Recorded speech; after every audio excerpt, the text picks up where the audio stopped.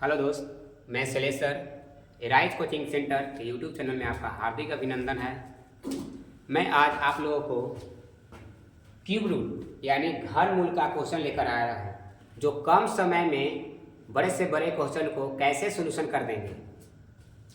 तो देखते हैं, इसको वैल्यू निकालने के लिए सबसे पहले 1 से लेकर 10 तक का क्यूब रूट आपको ऑन द लिप्स होना चाहिए। याद कहाँ होना चाहिए? On the lips. कि जैसे ही देखे वैल्यू उसको हम क्या करें, तुरंत बता दें। जैसे देखते हैं कि 1 से लेकर 10 तक का उसका वैल्यू कितना होता है। अगर यहाँ निकालें तो अगर 1 का क्यूब देखें तो कितना होता है? 1 ही होता है, क्योंकि 1 को अगर 3 बार गुना करेंगे 1 1 जो 1, फिर 1 1 जो 1, वही 1 आया। उसके बाद क्या करेंगे, 2 का क्यूब देखेंगे तो कितना होता है? 8 होता है।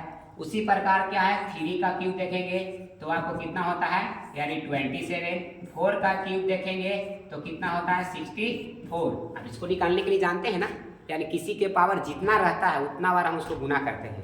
तो अब क्या देखते हैं, 5 के पावर 3 रहता है तो उसको वैल्यू हो जाएगा 125 यानी 125। 6 का रहेगा तो उसका वैल्यू कितना हो जाएगा, तो 6 का रहेगा तो उसका वैल्यू हो जाएगा 216 यानी 216। 200 कितना होगा? 16। अब 7 का क्यूब रहेगा तो होगा कितना? इसका होगा 343।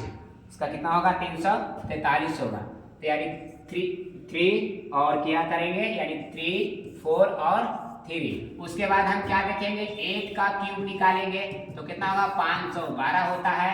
9 का क्यूब निकालेंगे तो होता है कितना? 729 होता है। उसके बाद 10 का क्यूब निकालेंगे तो कितना होता है? वो 1000 होता है।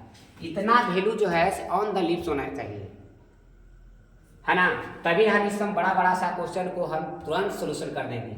जैसे क्वेश्चन पर आते हैं, आप वर्गमूल में जानते होंगे कि किसी भी संख्या को अगर वर्गमूल निकालना है तो क्या करते हैं कि जोड़ा लगाते हैं ना। अगर मान लीजिए कि 625 का स्क्वायर रूट निकालना है तो क्या करते हैं, इसको आप भाग विधि से आप निकालते हैं। इसको तो क्या करते हैं कि सबसे पहले जोड़ा लगाते हैं।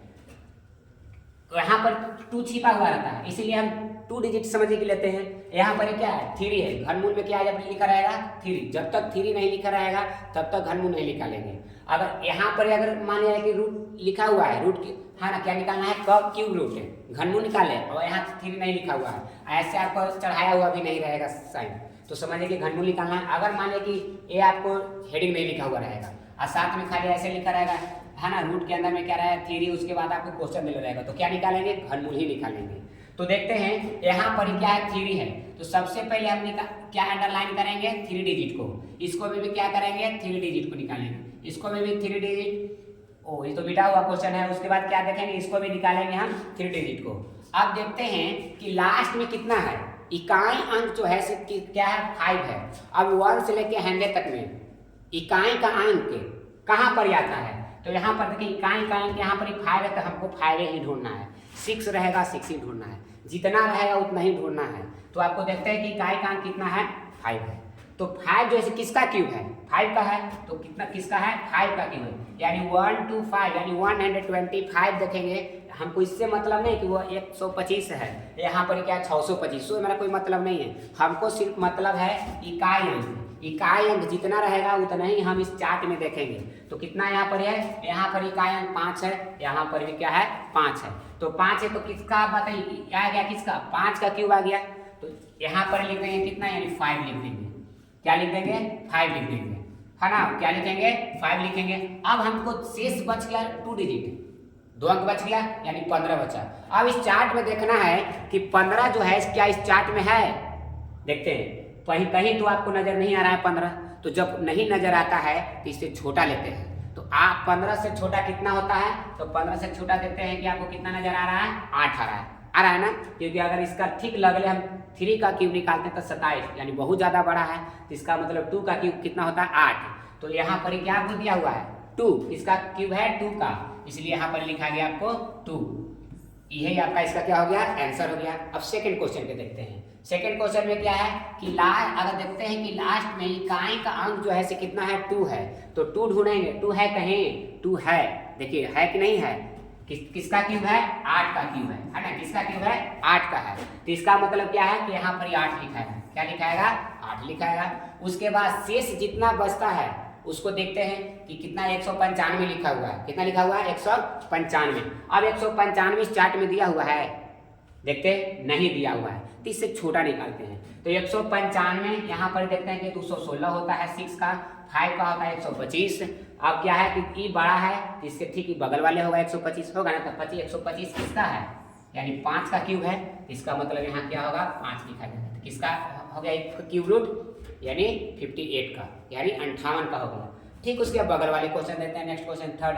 अब लास्ट में देखेंगे क्या है, इकाई अंक जो है इसे कितना है? 9 है।